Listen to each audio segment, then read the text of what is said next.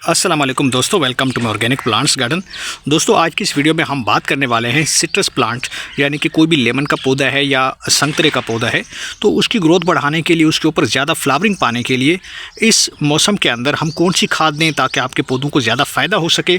और इसके साथ साथ इस वीडियो के अंदर मैं ऐसी 3 केयर टिप्स, यानी ऐसे 3 काम जो आप अभी मार्च से में कर सकते हैं, जिससे आपके पौधों के ऊपर आने वाले टाइम पर ज़्यादा फ्लावरिंग भी लगना शुरू हो जाएगी। क्योंकि दोस्तों, लेमन के प्लांट के ऊपर अभी से वो 3 काम करना बहुत लाजमी है, और अगर आप वो काम नहीं करेंगे और साथ में इस फर्टिलाइज़र को अपने पौधों की मिट्टी में ऐड नहीं करोगे, तो फिर आपके पौधों के ऊपर जो फ्लावरिंग है वो कम आएगी या बिल्कुल नहीं लगेगी। और दूसरा यह है कि आपका पौधा हमेशा कमज़ोर रहेगा। इसके साथ साथ आपके पौधे के ऊपर जो भी लगने वाले फ्लावर्स हैं, उनसे लेमन भी नहीं बन पाएगा या फ्रूट में वो कन्वर्ट नहीं होंगे। तो इसलिए ये 3 काम करना बहुत ही ज़्यादा ज़रूरी हैं। इसके लिए आप वीडियो को एंड तक देखें, और साथ में अगर हमारे चैनल पर आप नए हैं और आपने अभी तक चैनल को सब्सक्राइब नहीं किया, तो जल्दी से भाई के चैनल को लाइक कर दें, सब्सक्राइब कर दें और साथ में बेल आइकन के बटन को प्रेस कर दें, ताकि गार्डनिंग से जुड़ी जो भी वीडियो अपलोड हो तो उसका नोटिफिकेशन भी आप तक पहुंच सके। तो चलिए दोस्तों, वीडियो को शुरू करते हैं। दोस्तों, इस फर्टिलाइज़र को इस्तेमाल करना बहुत ज़रूरी है, क्योंकि अभी से अगर आप इस फर्टिलाइज़र को ऐड कर देंगे पौधों की मिट्टी में, तो जरखेज़ी बनेगी, साथ में पौधों को इससे मिलेगा पोटाश, नाइट्रोजन और फास्फोरस। लेकिन उससे पहले आपने 3 बातों की तरफ तवज्जो देना बहुत ज़रूरी है। वो ये है दोस्तों कि अगर आप अभी मार्च में अपने पौधों के ऊपर वो 3 काम कर लेंगे, तो आपका पौधा जो है वो काफ़ी तेज़ी के साथ ग्रो करेगा, पत्ते हरे रहेंगे, लश ग्रीन रहेंगे, चमकदार रहेंगे, और पौधा आपका तेज़ी से ग्रो की तरफ जाएगा। तो पहला काम यह है दोस्तों कि आप, जैसे कि मार्च में अभी गर्मी काफ़ी ज़्यादा बढ़ रही है, टेम्परेचर राइज हो रहे हैं, बहुत सारे इलाकों में जो है वो 40 डिग्री सेल्सियस तक भी टेम्परेचर जा चुके हैं। तो ऐसे में आपने करना यह है दोस्तों, पौधों की ग्रोथ को फास्ट करने के लिए इवनिंग टाइम पे आपने मामूल बना लेना है कि अपने सिट्रस प्लांट्स के ऊपर या लेमन प्लांट के ऊपर शाम के टाइम जो है आपने इसके ऊपर स्प्रे कर देना है सादा पानी से। सादा पानी से स्प्रे करने का मतलब ये होगा कि आपके पौधों की टहनियों के अंदर एक तो मॉइस्चर बनेगा, ज़्यादा से ज़्यादा नए पत्ते निकलेंगे, बर्ड्स निकलेंगे, और फ्लावरिंग तो काफ़ी ज़्यादा आएगी।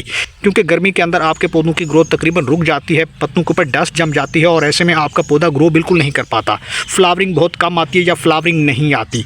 आपने देखा होगा कि जब बारिश होती है तो काफ़ी ज़्यादा आपके पौधे लश ग्रीन बन जाते हैं, और तेज़ी से उनके ऊपर नई फ्लावरिंग और नई कलियाँ और नई पत्तियाँ भी लगना शुरू हो जाती हैं। तो इसलिए आपने इवनिंग टाइम पे रोज़ाना की बुनियाद पे आपने इसको शॉवर करना है, पानी के साथ नहला देना है, ताकि आपके पौधों के ऊपर जो डस्ट और मैल होती है, मिट्टी होती है, जो गर्द गुबार होता है, वो भी दूर हो जाए। और इसके बाद आपके पौधों को जो रोशनी मिलेगी, उससे आपके पौधे तेज़ी से ग्रो करेंगे। इसके बाद जो दूसरा बड़ा अहम काम है दोस्तों, वो ये है कि आपने सनलाइट में रखना है पौधे को। लेमन प्लांट को जितना आप अच्छे तरीके से सनलाइट में रखेंगे, यानी 7 से 8 घंटे की मुतवातर धूप लगना बहुत ज़रूरी है। ऐसे में आपका पौधा जल्दी से ग्रो करता है, नई पत्तियाँ निकलती हैं, और पौधा जो है वो घना बनता है और ग्रोन होता है। तो इसलिए कोशिश करें कि आप पौधों को फुल सनलाइट में रखें। जितना ज़्यादा धूप इनके ऊपर पड़ेगी, उतना ज़्यादा आपका पौधा अच्छे तरीके से ग्रो करेगा। अगर आप प्रॉपर सनलाइट में नहीं रखते और शेडी एरिया में अभी भी आपने पौधों को रखा हुआ है, यानी दीवारों के साथ, दरख्तों के साए के नीचे या किसी भी ग्रीन नेट के अंदर, तो ये आपके पौधों की ग्रोथ को बढ़ाने में काफ़ी ज़्यादा रुकावट पैदा कर सकती है। क्योंकि जो आपके पौधों के ऊपर कलियाँ या फूल बनते हैं, वो बाज़ दफ़ा कमज़ोर होकर सूख कर गिर जाते हैं और उनसे फ्रूट नहीं बन पाता। जो मेच्योर प्लांट्स हैं, मैं उनकी बात कर रहा हूँ, चाहे छोटा पौधा है या बड़ा पौधा है, आप उनको प्रॉपर सनलाइट में रखें, और ऐसी जगह पे रखें जहाँ पे कम से कम 7 से 8 घंटे की सनलाइट लगती हो, या कम से कम 4 घंटे की सनलाइट। सनलाइट से क्या होता है कि पौधों में प्रॉपर फोटोसिंथेसिस का प्रोसेस होता है, और पौधे जो है सूरज की रोशनी में अपनी खुराक तैयार करते हैं। और आपने इस बात का भी ध्यान रखना है कि पौधों की मिट्टी में हल्का सा मॉइस्चर आपने ज़रूर बना रखना है। अगर आपका कोई ऐसा पौधा जिसके ऊपर अभी फ्लावरिंग आ रही है, तो ऐसे में आप पौधों को पानी कम दें।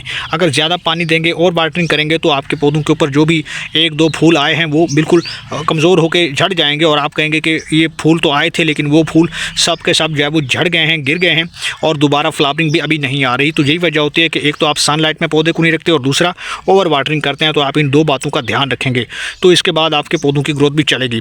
अब आपने ऐसी फर्टिलाइज़र देनी है जो अभी मार्च में आप अगर पौधों को दे देंगे, तो आपके पौधे काफ़ी तेज़ी के साथ ग्रो करेंगे, फ्लावरिंग भी आएगी, और इनके ऊपर नई ब्रांचेस और नई पत्तियाँ भी आएंगी दोस्तों।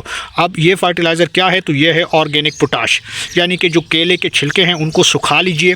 सुखाने के बाद आप उनका इस तरीके से पाउडर बना सकते हैं, और केले के छिलकों में दोस्तों काफ़ी ज़्यादा पोटाशियम, कैल्शियम और फास्फोरस पाया जाता है।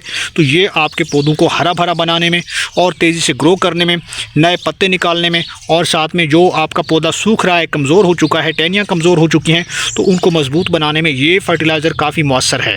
इसलिए दोस्तों इस फर्टिलाइज़र को देना बहुत ज़रूरी है, क्योंकि अभी ये खाद देने से क्या होगा कि जब भी आपके पौधों के ऊपर फ्लावरिंग आएगी तो फ्लावरिंग के टाइम फ्लावर झड़ेंगे नहीं, उनसे लेमन भी बनेंगे और मोटे साइज़ का लेमन लगेगा। दोस्तों फर्टिलाइज़र देने का तरीका काफ़ी सिंपल है। आपने करना यह है कि सबसे पहले आपने मिट्टी के अंदर गुड़ाई कर लेनी है। तो दोस्तों यहाँ पर गुड़ाई जो है वो तकरीबन हो चुकी है। अब इसके बाद हम फर्टिलाइज़र देने वाले हैं। इस फर्टिलाइज़र का हम इस्तेमाल करने वाले हैं। दोस्तों मेरे पास यहाँ तकरीबन 1 चम्मच के बराबर ये फर्टिलाइज़र मौजूद है। आप इसको हर 15 दिन के अंदर एक बार दे सकते हैं। कुछ इस तरीके से आपने मिट्टी के अंदर इसको स्प्रिंकल कर देना है।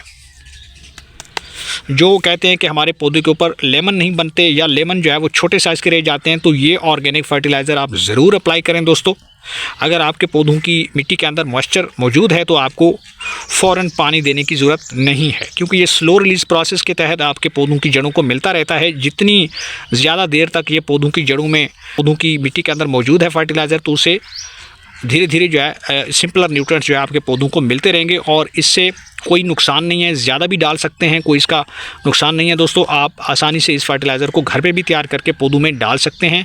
ऑर्गेनिक फर्टिलाइज़र का तो अपना ही कमाल है। तो इस फर्टिलाइज़र को आप इस तरीके से अपने पौधों में हर 15 दिन के अंदर डाल सकते हैं। इससे ज़्यादा आपके पौधा घना बनेगा, लश ग्रीन बनेगा, बीमारियों से बचा रहेगा। इस फर्टिलाइज़र के अंदर माइक्रोबियल एक्टिविटी काफ़ी ज़्यादा होती है, तो जड़ों के अंदर माइक्रोबियल एक्टिविटी बढ़ती रहेगी और उससे आपके पौधों की मिट्टी के अंदर जो फंगस है उसको भी ये फाइट करेगी। तो उम्मीद करता हूँ कि आपको ये वीडियो पसंद आई होगी। वीडियो पसंद आई तो वीडियो को लाइक कीजिए, शेयर कीजिए और भाई के चैनल को सब्सक्राइब कर दीजिए।